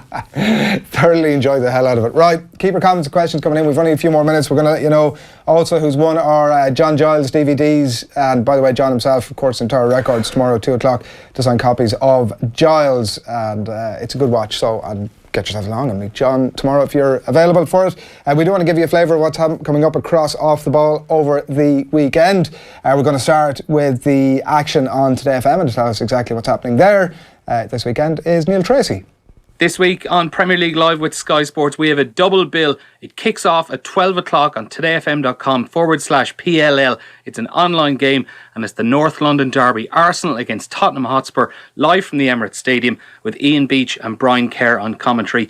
Then it's over to the radio at 3 o'clock kick-off, Liverpool against Southampton at Anfield, and Dave McIntyre is going to be joined in the commentary box by Liverpool legend David Fairclough. And after that, 5:30, it's the boot room. As always, this week's guest is going to be Ray Parlour, the former gunner, and he's going to be telling us all about the Arsenal's invincible season in 2004. Don't miss it. That's good stuff. That's a pretty good elevator pitch from Neil Tracy of Premier League Live. Let's get the pitch of Derek Ryan from 98 FM's Now That's What I Call Sport. Coming up on this weekend's Now That's What I Call Sport, Dublin legend Jason Sherlock will tell us about the time he very nearly joined Liverpool in the 1990s. Darren O'Dea will look back on the Republic of Ireland's failed World Cup qualification campaign, and we'll continue our League of Ireland season review with Bohemians boss Keith Long. Now That's What I Call Sport, Sunday morning from 9 on 98 FM. All right, and coming up on Off the Ball on News Talk, it's no other than Nathan Murphy to let us know. All right, lads. Busy weekend and Off the Ball weekend. I've got into the spirit of things despite Tuesday night. These player fit jerseys are a little bit tight, aren't they? I thought me and Kevin Kilbane we're the same size. We miss you at the weekends, Adrian and Owen, but I'm sure you're going to be tuning in. We got a brilliant Saturday panel. We're looking back on the international rules. Sean Boylan, the great man, is going to be with us in studio. Paddy Bradley in as well. All the Premier League games covered. Gary Breen, Kevin Kilbane, Kieran Cunningham are going to be with us for the afternoon. Adrian, you're going to be talking to Stuart Lancaster tomorrow ahead of Ireland against Fiji. And then on Sunday, we have a brilliant show lined up. Mario Rosenstock and Paul Rouse are going to be on the paper review. We've got live commentary of the big one this weekend. That's right, it's Watford against West Ham. Dave will be alongside Clinton Morrison for that one. Johnny Murphy will be in studio as well, reviewing the weekend's rugby. All that from 1 o'clock Saturday, 1 o'clock Sunday. That's pretty thorough. The whole idea here, Owen, was that these were going to be 15-second elevator pitches from each of the shows that exist within the off-the-ball framework. I mean, we've got a pretty thorough flavour of what's going on there, but they didn't sort of fit to the 15-second. Give Nathan Murphy 15 seconds and he'll take 50. That is a very good point. By the way, we are at the Aviva Stadium tomorrow for that Fiji game. We're broadcasting across the off-the-ball social channels. We will, as Nathan said, have Stuart Lancaster there. We'll have Fiona Steed there. And we'll have Stephen Ferris there. So that'll be an interesting watch. And while they were all ongoing, their own said we should really do a horoscope slot. Absolutely. So you're Leo, I understand. Yeah. So this weekend, don't worry if your home is slovenly. Surprisingly, it may be tidied up by the time you return. In fact, it could take you all day and night to sort out a personal matter and still get nowhere. Be prepared for musical chairs among family members around Saturday's new moon. So that's what you've got to look forward to this weekend. Cryptic. It's kind of cryptic enough to sort of fit whatever's going on with life, really, isn't it? It really is. It almost as if they're complete nonsense. What are you? Whereas I'm Cancer and it says, romantically, you may be hungry for drama, as if you haven't got enough of that in your life, though in your mind's eye, someone else is playing games. Flames may light up in your heart this weekend. It is time to reassess everything you have experienced throughout the year. Basically, throw it all away and start again. Okay, thanks very much. You're never going to see me here again. Are you hungry for... What was it? Sorry, it tells me that I'm romantically hungry for drama. Are you hungry for drama? You don't strike me as a hungry for drama type of guy. Not only am I hungry for romance, I'm hungry for dramatic romance. I'm hungry to get romatically involved and for it all to go wrong in a dramatic fashion. Thank you, Justin Topper and the Irish Daily Mirror. You've ruined my weekend. We do want to touch on one of the other stories on the back pages today in the Examiner. It's the Ronan O'Gara column, and there was in the Examiner last week about Ronan O'Gara being linked with the Crusaders and all of that good stuff. He addresses it in the Examiner today. He talks about the idea that essentially there is interest from the Crusaders in Ronan O'Gara potentially going down there, and it may happen sooner rather than later, reading between the lines of this piece. But he just talks about how all that stuff goes down in the dressing room. Was the kind of interesting thing that jumped out for me here, that it's people kind of rather, players and coaches rather, that you get to them first and say, here, I have some interest from the Crusaders, this might be coming out over the next couple of days, which I find it kind of a bizarre enough sort of thing, that nothing has been signed, but yet you would stand up in front of the players and go, by the way, it's going to hit the newspapers, there's been interest from Crusaders, I might be going there. It seems kind of bizarre. He says it's a massive no-no for stories which affect players to break without the players being aware of it firstly. Certainly it came as an absolute thunderbolt to everyone in the Racing dressing room. He said there's nothing to say until there's something to say. Up until the time that you address the dressing room and give them your reasons for moving on, then it's not good when people who are investing trust in you feel that they're out of the loop. It leaves a sour taste. Yeah, it's strange, all right. I like the bit in the column as well where he says this story was broken by the Irish Examiner, but I'm not mad with the Irish Examiner because they're my paper. Yeah, it's like kind of a fight between siblings.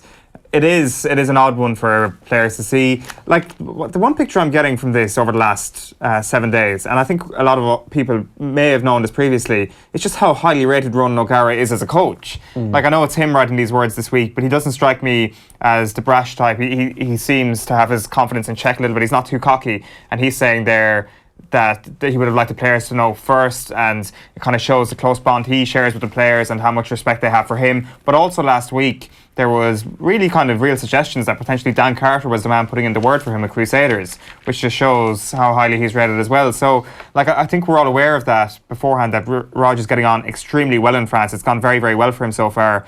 But I think there's been a lot of kind of very good references. I know today's one is from himself, but I don't expect Rog to be the type of person who's like, oh, I've got a great relationship with the players because I'm great and all that. I think it is genuine. He does say that the news went down like a thunderbolt in the Racing dressing room. Okay. There is that. There is a bit of Alan Partridge around that, but that could be a sub-editor. Who knows? Yeah, look, it'll be interesting to see. And it actually, just as you mentioned, it's bizarre. We don't have a full sense really of what it is that makes Ronan O'Gara the coach that we think he is. Absolutely, yeah. And as we were talking about last week, I'm not sure his move to Crusaders is going to bring us any more clarity on that, particularly that out of sight, out of mind and all that. No, I don't think so. I think it's something that he has to do. I think the interest there is really you go and you do it. Our competition winners this morning, each getting a signed copy of Giles the DVD. Lenny Clark for rightly spotting that Kevin Kilbane was in his jocks this morning as he joined us on Skype from his home, and Michael McCormack. Tommy has selected you for your comment about us not being able to support two teams, which is a point I entirely disagree with, but there we go. That's pretty much it from OTB AM this morning. We do have a bonus track for you. We are going to be back on your screens on Monday morning at 7 o'clock, but Owen is going to introduce us to the bonus track we have for you this morning. Yeah, Santa Rita is the new official wine of Arsenal Football Club, and none other than Ray Parlour was here in Dublin this week to sell forward to the greatest wine really ever. I chatted to him, and in the full edition anyway, about Tuesday Club and whether or not Santa Rita is good enough to make it to the Tuesday Club. You can check out that full interview on YouTube. But in this section we're going to play for you here, I started by chatting to him about tomorrow's North London derby and his own memories of that fixture as a kid growing up in Romford. Obviously, I played for Arsenal at 11 years old. So when you was growing up, 12, 13, 14, you was playing teams like Spurs. And obviously 16, when it went really serious, is when you're apprentice, and South East counties at the time. And if you pulled out of a tackle against Spurs, you'll be off. Pat Rice would go, well, you come off, son. You've done enough. So always a huge game. And it was more for the fans. I mean, the fans, the bragging rights on a Monday after North London derby. It was pretty much of an easier game for us when we played. Tottenham wasn't as good as they are now. But this weekend, it's a huge game. I mean, Arsenal coming off that defeat to Man City. If Spurs can beat them at the Emirates, then they'd be 7 points behind, which is in November. Is a bit disastrous for Arsenal's point of view. So it's a huge game. I'm sure we're going to see a lot of characters. Well, I'm hoping to see a lot of characters, and then players have got to bounce back after a poor performance against Man City. Absolutely. We'll get into the specifics of how Saturday might go in just a moment, but you alluded to it yourself there, your success against Tottenham. What was your attitude towards Spurs? Because I know St Totteringham's Day occurred pretty much every year, bar two, when you were there. It was pretty much an easy 3 points for us. You know what I mean? I wouldn't say we went out Thursday, it was a game that we should be winning. It was, it could be tough at times, but we had better players in them days. I mean, these days I think people can argue now Spurs have got a better side than Arsenal, but we had some memorable games. I played in the first one back from Sol Campbell when he went back at White Hart Lane, and I've never seen a hostile crowd like it. So we had some real moments at White Hart Lane, and I think we drew the game in the end, but there was a lot of policing on our coach after the game saying there's lots of Spurs fans with missiles, and we was expecting the coach to get battered. And I always remember sitting at the back one day, and Arsenal being had a very good sense of humour. And I said, I've played in probably 28, 30 North London derbies. I've never seen it like this. I mean, as a place, and how supporters have reacted to Sol Campbell coming back for his first game. So I had a bit of an idea. I said, boss, I've got an idea. And it all went quiet on the coach. I said, why don't we just put a big sign on a window? Sol Campbell sits here. At least they can get the right window. Because he's putting our life at jeopardy here as well. And the manager started laughing. Yes, we get a sign, put it up here, Sol sits here. And Sol was like, what? But we've had some great games with Spurs. A couple of times my mates have been in the Tottenham end as well. And I've seen them where they're standing in the Spurs end. And I'm obviously playing for Arsenal. And we had a throw-in right in that corner. And Lauren was taking it at the time. He was getting a bit of stick. So as I threw the ball to Lauren, I said, all right, boys, how'd you getting on? What are you doing in there? Sort of thing, more or less saying, what are you doing in the Tottenham end? Yeah. And all you can see is pointing fingers of all the supporters, and they were genuinely big Spurs fans. So we've had a bit of fun over the years, and there's always a big rivalry between both sets of supporters. And our big game, though, was always Manchester United. Of course. In that 98 era. Yeah, just in terms of any specific games from Spurs, I think he scored once in the North London derby, certainly in the league anyway, in the double winning season in a 1-1 draw. And of course, he won the league in 2003-04 on the way to the Invincible season. Presumably, they're two of the highlights in the matches against Spurs. Yeah, absolutely. I mean, to score at White Hart Lane, it's always good to score. I didn't score many goals, but score against your rivals, and it was a big point in the end. And yeah, winning the league there. We was very lucky. We won the league at Old Trafford in 2002. And obviously 2004 unbeaten season, we won the league at White Hart Lane, and you couldn't make that up really. You don't plan it to do it like that. you want to win the league as quick as possible, or if it comes to the last game, you win the league. But it just seemed to fall on them 2 games, and it was an amazing experience. I mean, I've never seen a ground empty so quickly, like you expect. You know, if Spurs done the same at Highbury or the Emirates, you'll expect the fans to disappear very quickly as well. But yeah, an amazing situation. And the good thing about that was when the steward said to us, we can't celebrate. I said, we celebrate a league win, but we just won the league here. So we got to celebrate. And in the end, we did celebrate, obviously, in front of them lucky away fans who've got a ticket. And there weren't many, there's probably about 3,000 in the corner. And it was, we probably partied for about at least an hour after the game at the stadium. So, you know, we was very happy and a brilliant time. You alluded to it there a little bit when you mentioned Sol Campbell and your relationship with Wenger on the bus, and Wenger having a very good sense of humour, because we don't often get that from Arsene Wenger, particularly now when he's under a bit of stress. And it's quite interesting because you charted George Graham right through to the Arsene Wenger era. And I don't think anybody doubts that the Graham era was a lot of fun to be an Arsenal player at that time. But under Arsene Wenger as well, like particularly your relationship with Martin Keown and some of the pranks you pulled on Martin Keown kind of represents that the Wenger era was one full of humour as well. Yeah, I mean, I think the British lads were all very much had a laugh. I mean, when you trained hard, you had to train really hard. You know exactly what your job was, because the manager's probably job for me is Monday to Friday. You know, getting you prepared for that game Saturday. As soon as you cross that white line, it's down to the player to say, I know exactly what my job is for the team today, and make sure you do it. Because if I don't do my job, I'm letting other people down around me. But we always said that once we work hard in training, after training, we have a bit of banter, we have a bit of fun, we have lunch together, talk about normal things in life. And I don't think the foreign lads really done that at their other clubs. I mean, in France, they used to finish training, go home, have their lunch at home. Italy, very similar. Dennis Bergkamp would tell us that, Patrick Vieira. But they loved togetherness in the team, and we really embrace it. We invite them because come on, we're a big team here. We have to sit down and have lunch together, enjoy each other's company, and that's certainly what we brought to the table for the foreign guys, and they really enjoyed it. You could see they had lots of banter. People like Dennis Bergkamp, and you know, they loved the British mentality at the time, but that also gives us that togetherness and belief that we could go on and win trophies.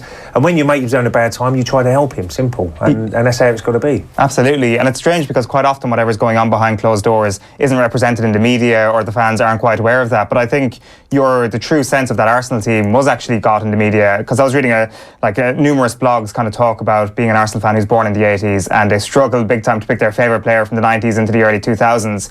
Because the team was so human, it was so relatable. Like you mentioned, potentially just because there was more English players in the team and the majority of fans are English. But at the same time, if there was an Arsenal fan born in the 90s, they potentially don't relate to this current crop of Arsenal players as much as they could with your team. Well, I think it's changed a lot, hasn't it, football in general? Sure. I mean, social media, you know, we didn't have no social media in the early 90s, so you could go out and you can get away with a little bit more than others.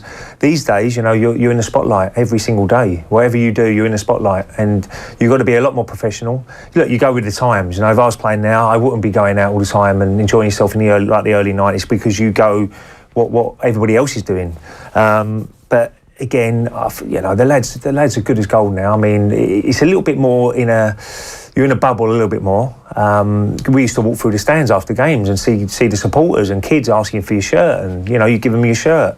You won't see that anymore, which is it's a shame. But that's the way football has gone, I'm afraid. And you know, everybody loves football, but you could definitely relate to players back then probably a little bit more.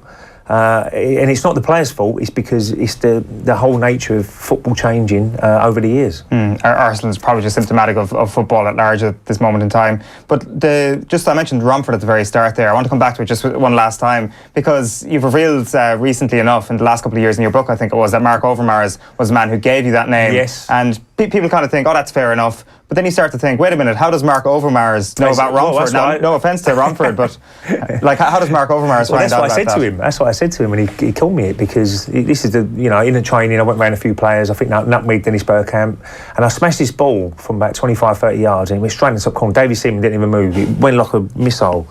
So little Overmars run past me. He said, "You are like the Romford Pele." And I looked at him, I went, "You don't even know where Romford is." He said, "No, I don't." And obviously he's found out from someone.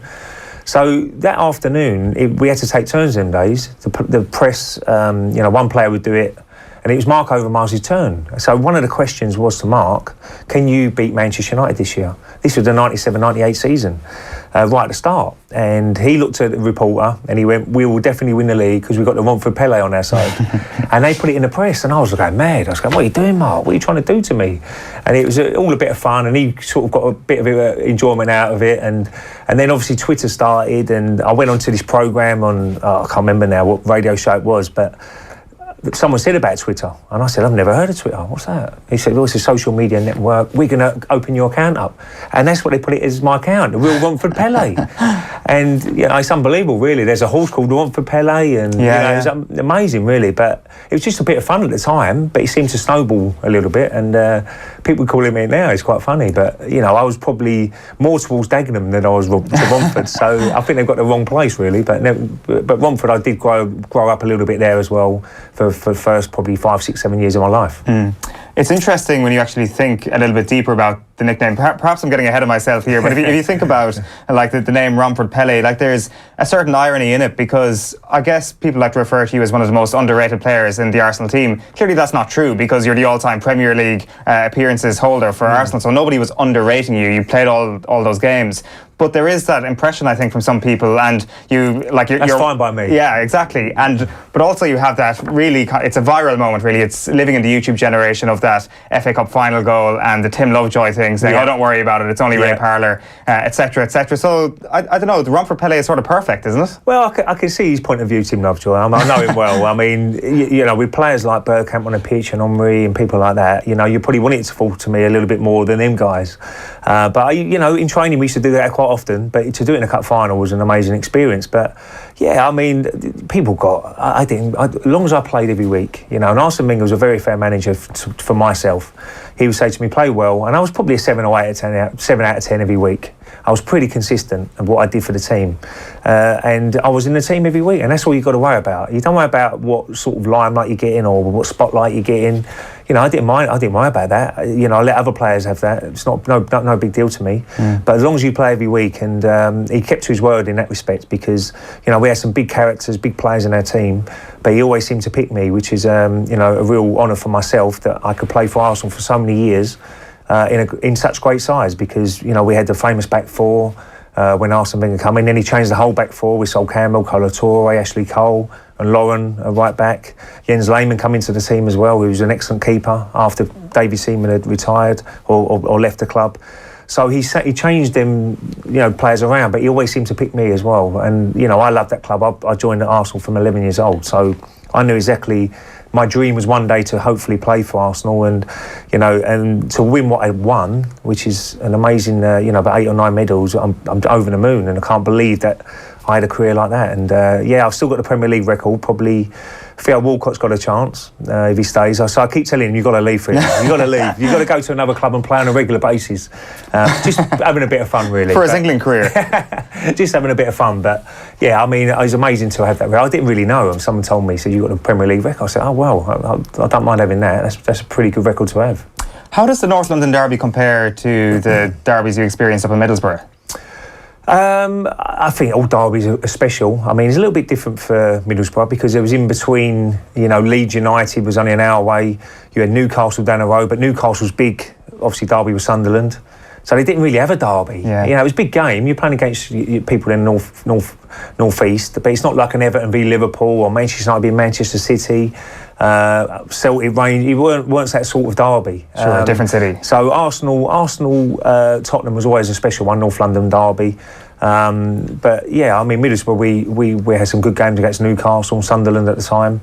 But it wasn't the same. Well, it was important, of course it was, but you can see the supporters, especially in the North London derby, really want to get one over on their mates or the other supporters. Is it hard to hate this current Spurs team? Oh no, I've got lots of respect for Spurs, and I'm in England. I do a show with obviously Alan talks sport and this and whatever, and you've got to be neutral. You've got to say what you see. And this Spurs side are very exciting at the moment. They've got an excellent striker. We know Harry Kane. Got Dele Alli improving. A strong midfield, back three who are very strong. Vertonghen when they're all fit, Alderweireld, Dyer can step in there as well, Sanchez. So they've got an excellent side, and it will be a real big test for Arsenal this weekend. It should be a real quick game, got lots of good attacking players on the pitch. So there might be a few goals at the weekend. I'm not going to ask you about your opinion on Wenger. Well, I will in a roundabout way. Like, I think certainly after the Arsenal AGM recently, I think that kind of showed up to a big extent, like what's actually going on in the Arsenal hierarchy, and to a certain extent just the unbelievable power of Stan Kroenke and Alisher Usmanov in this club, and the way they managed to veto any sort of diplomacy or any democratic vote at Arsenal Football Club. It seems to be a club right now ran by two men. Forget Wenger for the time being. Like, have you ever met Usmanov? Have you ever met Kroenke? Do you know they've got boxes over there. I've seen them around. Yeah. I've met Kroenke once or twice. I only shook his hand and didn't really have a big conversation or anything. But he's a businessman. End of the day, I mean, these guys are coming here. They're not just doing it because they love football. They're coming here to make money. And Arsenal is a big money-making animal. Getting big all the time. You go around the world, and we know about Manchester United and Liverpool, huge around the world. But Arsenal are big as well, and they look at the situation, and I can see the fans' point of view as well. I mean, 97-98 was a very successful time under Arsene Wenger. But it's got harder now. The Premier League is a lot harder now to win it. I mean, we know Man City are flying at the moment, but the competitive side of the Premier League is so difficult. I mean, you've got 6 teams at the top who you could pick any of them, one of them maybe winning it. I know Leicester was a bit of a freak when they won it, but really in 97-98 you had Arsenal, Manchester United, probably the only two could win it. Then obviously Chelsea come in, Abramovich put his money in, but nowadays it's a lot tougher, and then bottom teams they're battling to save their careers as well and their livelihoods in players, because if you drop into that championship, it's very hard to get back into the Premier League. So it's a tough league, and a lot harder to win it. Has Wenger adapted well enough, do you think?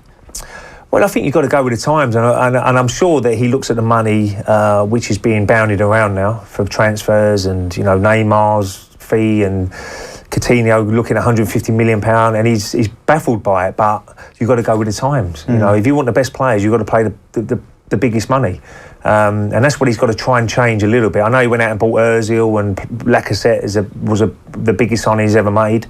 And if there's these players out there, I think he will go and buy them. I think he highlights it.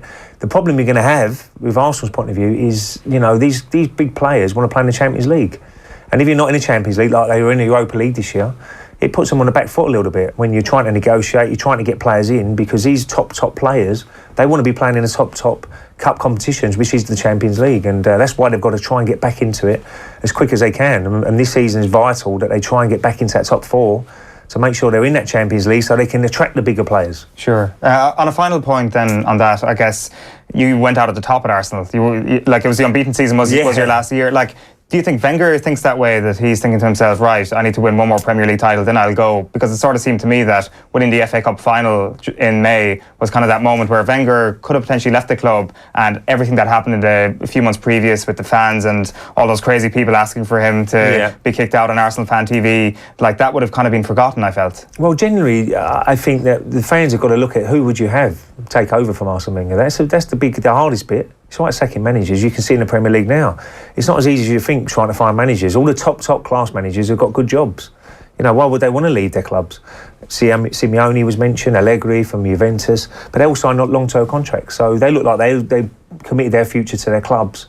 So there's not a lot out there to take the club forward. So I think the owners must have looked at that and said, what manager is going to do the same as Arsene Wenger, or maybe try and win that league? And there was probably not a lot of managers available.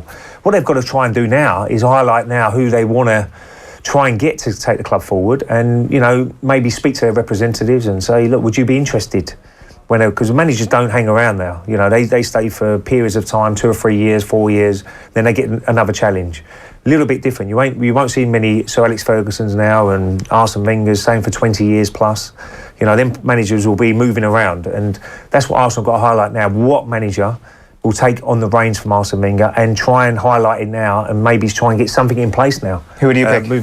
Well, it's a difficult one. Allegri would have been a good choice for me, Juventus. I think he's a high energy game. Simeone is a little bit more negative minded, which he's been very successful.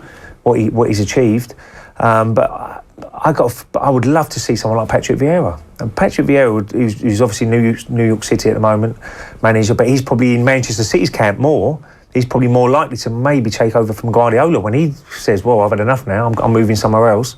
So that's one maybe they've missed out on. But Henry has got every opportunity. I know he's got no experience in the Premier League, but he's a very intelligent guy, knows every single how the club works, and he could attract big players as well. So I'd love to see one of them two guys get it, but whether they will or not, and whether the board will say, have they got enough experience and can we gamble by having a go with them guys? But that would be perfect if they could do the job. Absolutely. Well, it's going to be a big one Saturday. Who's going to win it? Well, I'm hoping that the character from Arsenal is there and they bounce back. Spurs are a very good side. They've got a good record at the Emirates, so I've gone slightly towards Arsenal, but a lot of people will probably be sitting on the fence and going for a draw.